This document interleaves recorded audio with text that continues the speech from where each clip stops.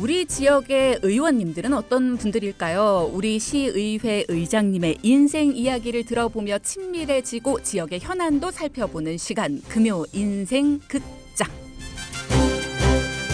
자, 오늘 금요 인생극장의 주인공이십니다. 용인 특례시 의회 윤원균 의장님 모셨습니다. 안녕하세요. 안녕하세요. 네, 바쁘실 텐데 자리해 주셔서 감사합니다. 고맙습니다. 네, 먼저 저희 청취자분들께 인사 부탁드립니다. 국민들께 가장 사랑받는 방송 OBS 청취자 여러분 반갑습니다. 예. 늘 시민들을 낮은 자세로 섬기기 위해서 키가 아주 작은, 또 그러면서도 시민들을 향한 마음만은 누구보다 큰 거인, 그래서 저는 작은 거인이라고 불리는 용인 특례시 의회 의장 윤원균입니다. 환영합니다. 네. 저는 그 수지구 상현 1동 3동을 지역구로 두고 있고요. 더불어민주당 삼선 의원입니다. 저희 정치 철학은 청렴, 소신, 진정성을 최고의 가치로 이렇게 여기면서 의정 활동을 열심히 하고 있고요. 네. 또 귀를 먼저 열고 또 입을 열자라는 신념으로 우리 시민들과 소통하면서 또 나머지 임기 동안에도 최선을 다해서 열심히 하도록 하겠습니다. 네. 이쁘게 봐주십시오. 그럼요. 제가 과연 예쁘게 보는 게 필요할까 싶긴 하지만 눈빛이 굉장히 강렬하셨어요. 용인 특례시 의회 의장으로 이제 취임을 하셨어요. 전반기 의장으로서 1년 반 정도가 지났는데 1년 반 되돌아보시면서 소회가 어떠신지도 궁금합니다. 참 세월이 유수왔다는 것을 실감하게 하는 시간들이었던 것 같습니다. 2022년도 7월 1일 날 원 구성을 원만히 하면서 네. 우리 의원들끼리 또 우리 시민들께 역대 의회 중 가장 잘한 가장 모범적인 이런 그 의회를 만들어 보겠다라고 약속을 하고 네. 출범을 해서 시작을 하게 됐는데요. 벌써 2년 임기 동안 4분의 3이 지났네요. 예. 그동안 그 코로나 팬데믹이 맞아요. 이제 조금 완화되고 또 종식되면서 그동안 못했던 행사, 모임, 회의 등이 활발하게 이루어졌고요. 또 의회를 대표하는 의장으로서 그런 곳에 이제 많이 참석해서 축사도 하고 또 우리 시민들과 소통도 하면서 참으로 바쁘게 지냈던 시간이었던 것 같습니다. 또 그 우리 경기도 의장협의회 31개 그 협의회가 구성이 되는데 거기에 부회장으로서 네네. 또 우리 이제 남부권이라고 하는데 권역별로 이렇게 나눠져 있습니다. 수원, 용인, 의왕, 그다음에 그 과천, 평택, 오산, 화성, 안성 이렇게 8개의 시 이렇게 권역으로 나눠져 있는데 거기에 이제 회장으로서 의장단 회장으로서 우리 지방 의회가 여러 가지 현안 문제 또 이런 것들을 우리 이런 그 경기도 의장협의회 또 우리 그 권역별 협의회에서 서로 소통도 하고 의견 수렴을 해가지고 지방 그 중앙 정부에 건의하고 요청하는 이러한 또 활동들을 많이 해왔습니다. 예컨대 우리 지방의회법 제정을 해달라는 거, 또 우리 지방의회 예산 편성권을 달라는 거. 또 조직 구성권을 달라는 그래서 이제 독립성과 자율성을 강화시키는 이런 지방의회가 되게 해달라 뭐 이런 활동들을 많이 해왔는데요. 그러면서도 많은 시간을 보냈고 가장 중요한 것은 우리 시민들만을 보고 열심히 의정 활동을 했던 시간이었다라는 것이었던 것 같습니다. 그래서 뒤를 돌아보면 그래도 열심히 살아왔다. 앞으로 남은 몇 개월 임기 네. 끝날 때까지 더 열심히 하겠다. 이런 다짐을 해보게 됩니다. 표정이 조금 밝으신 것 같아요. 뭐랄까 만족도를 점수로 따지자면 좀 높지 않으실까라는 기대감이 생기는데. 개인적으로는 네. 한 100점 만점에 한 92점 정도는 주고 싶습니다. 와. 이건 저뿐만이 아니라 네. 뭐 저 혼자서 될 건 아니고요. 우리 용인 특례시 의회 의원님들 32분이 여야를 떠나서 서로 협치하고 또 시민들만을 보고 의정 활동을 하겠다는 일념으로 네. 열심히 해왔기 때문에 우리 의회를 대표하는 의장으로서 네. 받는 이런 점수라고 생각을 하고요. 더더욱 우리가 100점을 맞기 위해서 또 남은 임기 동안 시민들 위해서 열심히 하도록 하겠습니다. 사실 용인시는 시민분들의 만족도가 굉장히 높아요. 그렇기 때문에 자신 있게 92점 또 주실 수 있는 게 아닐까라는 생각이 드는데 3선 말씀을 직접 해주시기도 했지만 7대, 8대에서도 활동을 하셨고 8대에서는 자치행정위원장도 하셨고요. 예. 이번에 9대에서는 이제 의장 을 맡으시면서 뭔가 역할이 점점 더 커지신다라는 생각이 들어요. 예. 이번에는 뭔가 느낌도 많이 다르셨을 것 같은데 어때요? 지금 쭉 용인시가 좀 발전하고 있다. 시민 의식도 좀 변하고 있다. 이런 생각이 좀 드세요? 예, 이제 제가 2014년도에 이제 그쵸. 초선 네, 또 18년도에 이제 재선하면서 자치행정위원장을 했었고요. 이제 22년도에 이제 그 8대 들어서면서 이제 의장직을 맡고 있는데요. 한 10여 년 좀 지났네요. 우리 용인시도 많이 변했고 또 우리 시민들도 저는 많이 변했다는 생각을 해보게 됩니다. 우리 시민들은 또 시민의식이 많이 높아졌고요. 네. 또 우리 시민들이 또 우리 용인시 정가에 갔는 정치인들에 대한 관심도도 많이 높아졌고 그럼으로 인해서 우리 정치인들이 좀 더 열심히 해야 되겠다는 그런 마음을 갖게 되고요. 또 우리 용인시는 아시는 것처럼 이제 우리 원산면에 그 SK 반도체 클러스터 또 이번에 국가산단 또 반도체 특화 지역 네. 또 우리 기흥 쪽에 플랫폼 시티 조성하는 여러 가지 이제 큰 프로젝트들이 있습니다. 그래서 이런 부분들이 어쨌든 성공적으로 잘 조성되기 위해서는 우리 시장님을 비롯한 공직사회 또 우리 의회 또 시민들이 하나가 돼서 이렇게 잘 서로 협조하고 또 힘을 합쳐서 하게 되면 잘 조성이 되고 성공적으로 또 그렇게 되면 우리 용인시는 명품 도시가 되지 않을까라는 기대감이 큽니다. 의원직을 이렇게 수행하실 때와 또 의장으로서 뭔가 이렇게 많은 걸 조율하고 하실 때와 아무래도 시민분들을 만나는 건 조금 기회가 줄지 않았을까라는 생각이 저는 걱정이 됐는데 그렇진 않으셨던 것 같아요. 보니까 시민분들하고 정말 활발하게 소통을 하시는 것 같은데 기억에 남는 에피소드 같은 것도 좀 있으실까요? 의원이었을 때보다 의장을 함으로 인해서 더 시민들과의 소통 기회는 더 많았던 것 같습니다. 의원이었을 때는 제 지역구에 한정돼서 여러 가지 민원들이 많았다라면 네. 의장으로서는 그 용인시 전체에 대한 민원도 있었고요. 또 용인시 전체에 대한 정책적인 제안들 또 우리 시장님이나 저나 이제 행사에 많이 다니면서 그렇죠. 뭐 축사도 다니면서 그때 시민들한테 들었던 작은 목소리들 그런 것들은 이제 다 종합해 볼 때 의장으로서 또 시민들과 컨택할 수 있는 그 기회는 더 많았다라는 생각을 해보고요. 네. 제가 그 기억에 남는 것은 우리 작년도 12월 달이었네요. 2024년도 네. 본 예산을 편성하는 데 있어서 우리 문화복지위원회에서 이제 약 한 121억 정도를 삭감을 좀 했던 적이 있었습니다. 그때 이제 교육계, 종교계, 체육계, 문학계 많은 분들이 저를 항의 방문해 주셨고 왜 이런 부분에 대해서 의회에서 삭감을 했느냐라고 이제 항의 방문해 주셔서 저하고 많은 소통을 했는데 어쨌든 그때 당시에는 이제 상임위 예비 심사에서 이렇게 삭감을 했던 부분이고 많은 시민들과 소통을 통해서 또 그 소통은 우리 의원님들과의 소통을 통해서 다시 꼭 필요한 예산들은 다시 살려줘서 집행할 수 있게끔 그런 기회가 있었다. 그래서 좀 더 많은 시민들의 목소리를 들을 수 있었고 예산을 심사하는 데 있어서 의원들이 보는 시각과 또 시민들이 느끼는 그 피부로 느끼는 그렇죠. 그런 부분이 좀 약간 온도차가 있었다. 그럴 때는 우리 시민들이 우선돼야 되겠다라는 생각을 해보게 됐던 계기였던 것 같습니다. 그래서 삭감됐던 예산들을 다시 되살리게 네, 됐나요? 네, 네. 오, 굉장히들 좋아하셨겠네요. 많이 좋아하셨고요. 또 그런 기회를 통해서 우리 시민들이 의회에 대해서 관심도 많이 가져주셨고 그쵸. 또 우리 의원님들도 시민들이 원하는 게 뭔지를 다시 한번 되새겨보는 기회가 됐던 것 같습니다. 그런 생각들 하셨을 것 같아요. 내 목소리가 그냥 통과돼서 날아가 버리는 게 아니라 내 목소리를 정말 들어주는구나, 듣고 받아들여 주는구나라는 생각들을 많이 하셨을 것 같습니다. 네, 맞습니다. 네.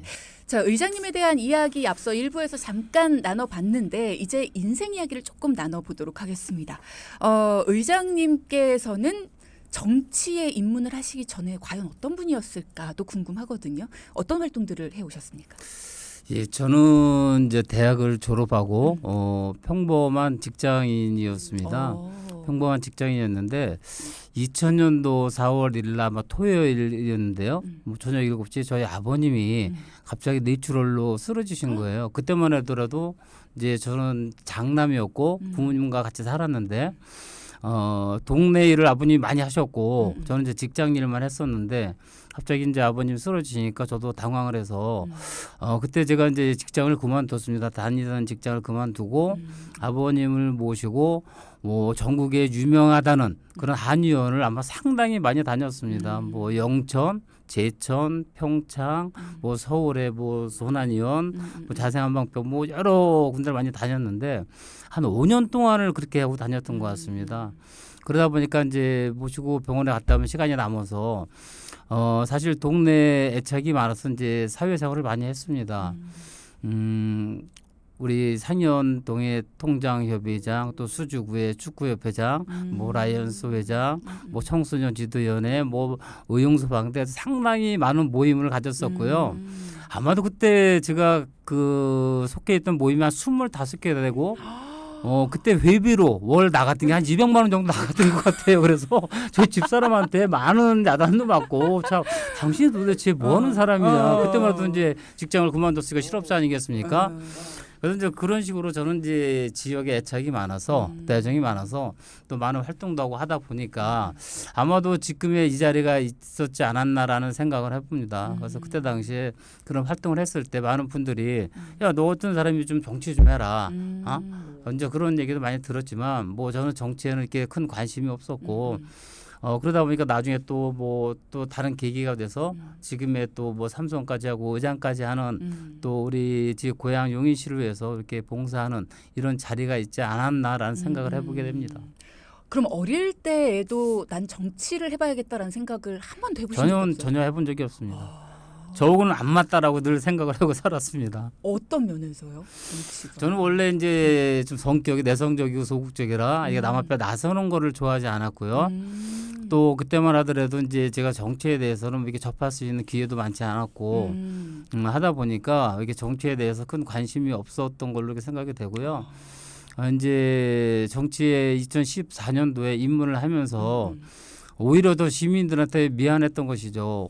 내가 이렇게 어떤 정치에 대해서 관심도 갖고 또 여러 가지 준비도 하고 했던 사람이 정치인이 돼서 시민들을 위해서 열심히 해야 될 것인데 어떻게 보면 나는 준비가 안 된 이런 정치인이었다라는 죄책감 때문에 저는 2014년도 이제 초선 때 그 의회 입성을 해가지고 회의가 있거나 이런 때는 거의 밤 2, 3시 전에 집에 가본 적이 없습니다. 많은 공부를 했고 또 정치에 대해서 고민을 했고 또 많은 분들과 소통을 했고 이렇게 하면서 제 개인 발전을 위해서 노력해 왔다. 뭐 지금 생각해보면 제 자신이 참 기특하다 이런 생각을 해보게 됩니다.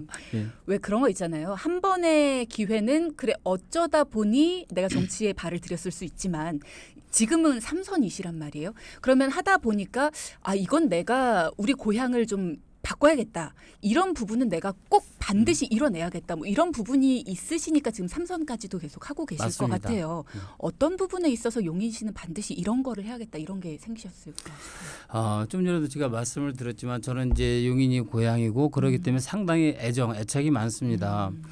또 그 많은 정치인들이 우리 집 고향에 와서 우리 용인 정가 또 용인을 발전을 위해서 노력해 주시는 거 보면 정말 감사하고 그렇죠.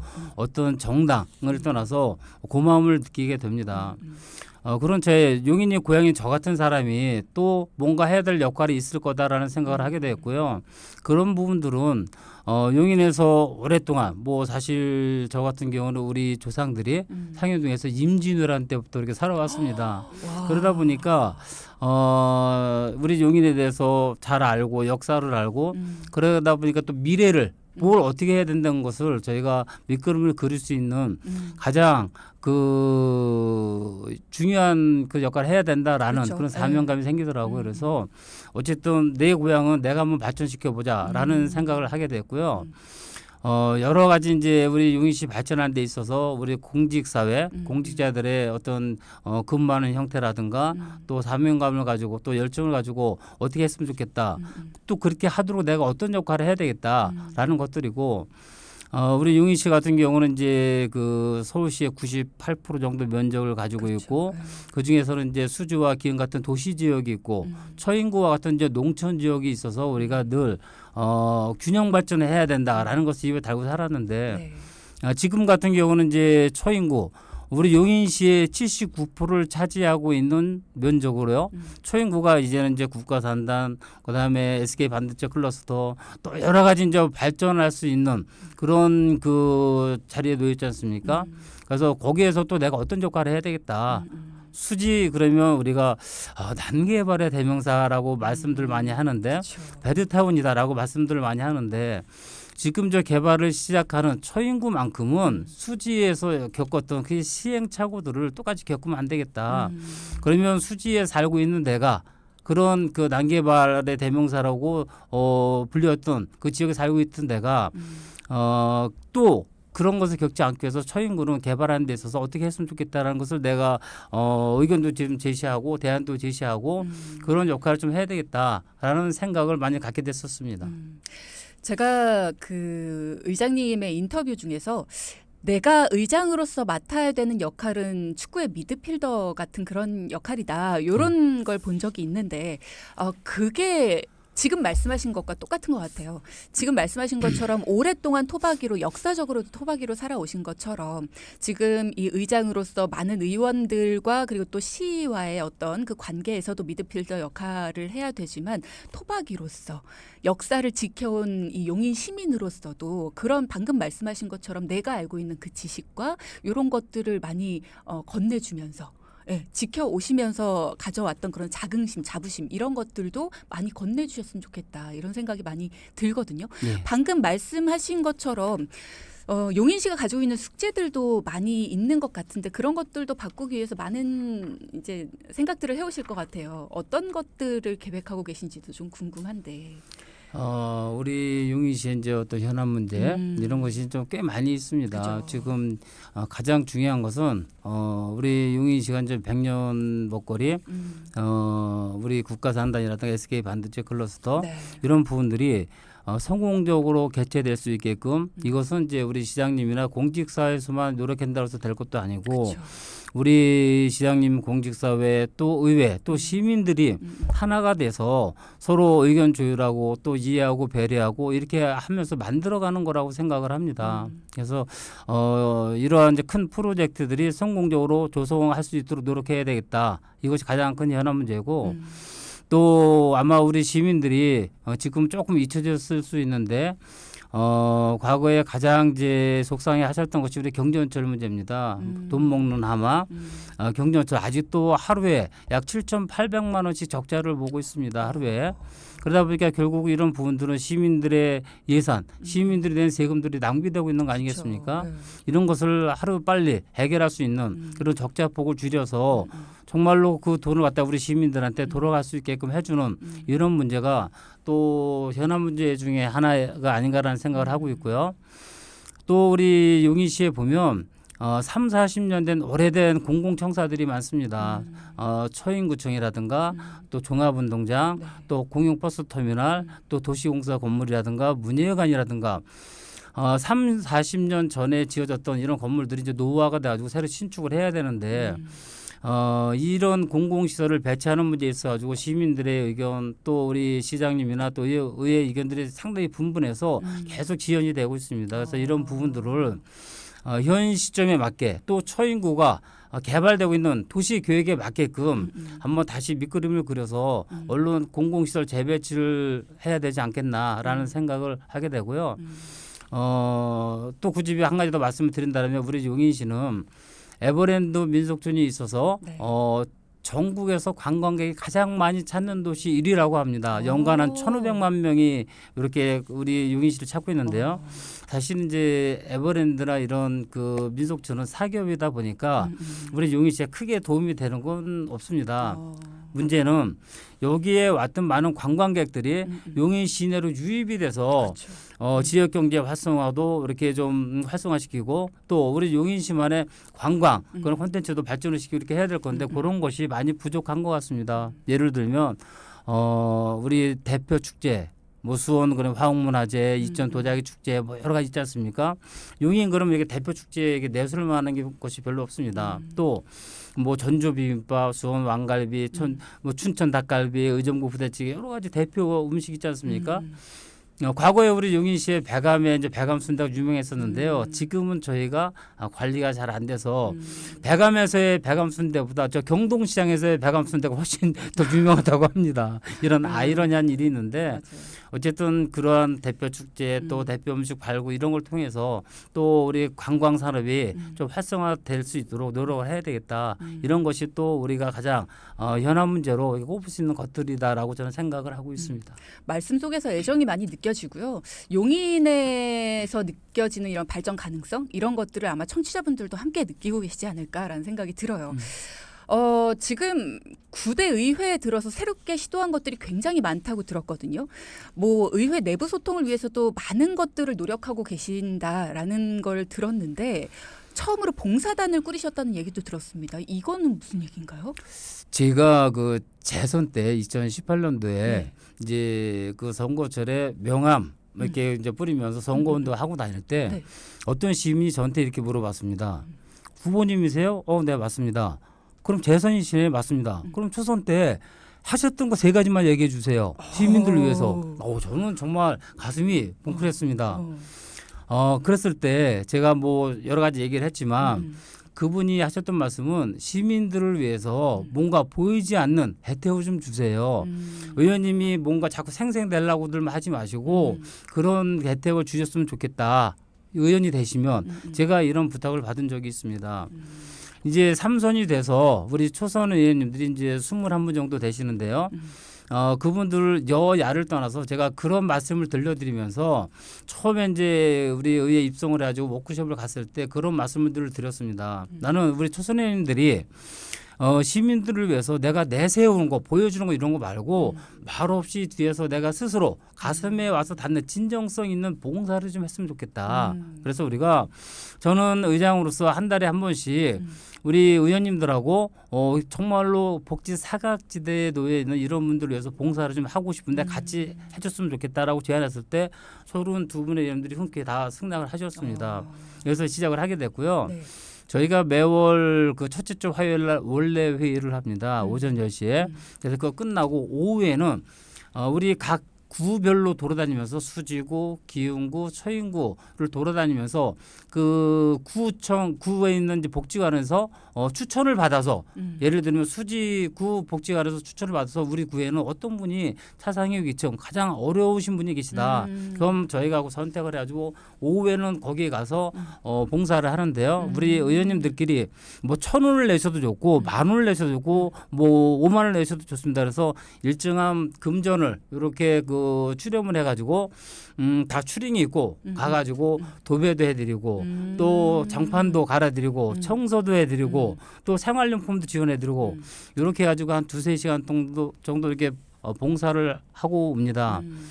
하고 나서 이제 그 대상자분과 이렇게 대화를 할 때는 정말로 감동적인 또 그쵸. 가슴 뿌듯한 또 심지어는 이렇게 붙잡고 우시는 분들도 계세요. 정말 고맙다. 내 아들보다 낫다. 또 우리 의원님들이 이런 거 하시는 분들인지 몰랐다. 그래서 저도 이제 그 봉사를 하면서 많은 것을 느꼈고 이런 부분들이 좀 더 확대돼야 되지 않느냐라는 그런 부분들을 우리 의원님들과 늘 소통을 하고 있습니다. 가장 기억에 남는 이야기가 혹시 있으세요? 그분들이 건네주셨던 얘기나 아니면 기억에 남는 분? 우리 그 처인구에 계신 이제 그 어르신인데 여성분이신데요. 이제 70이 넘으셨는데 이제 혼자 사시고 가 보니까 정말로 이 장소가 사시는 곳이 뭐 그냥 벌레들도 많고 막 이런 거예요. 그래서 저희가 이제 장판도 갈아드리고 도배도 해드리고 정말 우리 의원님들이 거기 가시면 글쎄 집에서도 이렇게 청소를 하시나 저는 이런 의구심이 들 때도 있어요. 그렇게 저는 좀 그치. 감사하죠. 하고 나서 보면 그분이 막 우시더라고요. 그러면서 정말 나는 살면서 이렇게 그 기뻐서 물어본 적이 별로 없다. 그러면서 의원님들 나는 관심도 없었고 뭐 하시는 분들인지 몰랐는데 정말 이제 관심을 갖게 되었다. 이런 말씀을 들었을 때 정말 가슴 뭉클하고 또 야 정말 내가 이거 하길 잘했구나. 또 우리 의원님들 중에서도 이제 봉사 끝나고 같이 이제 저하고 같이 이렇게 티타임 같이 커피 한잔 하면서 우리 봉사단에 대해서 평가도 하고 야 이런 거 정말로 우리가 꼭 필요해서 앞으로도 좀 더 많이 했으면 좋겠다. 이런 말씀도 많이 하시고 뭐 그런 분입니다.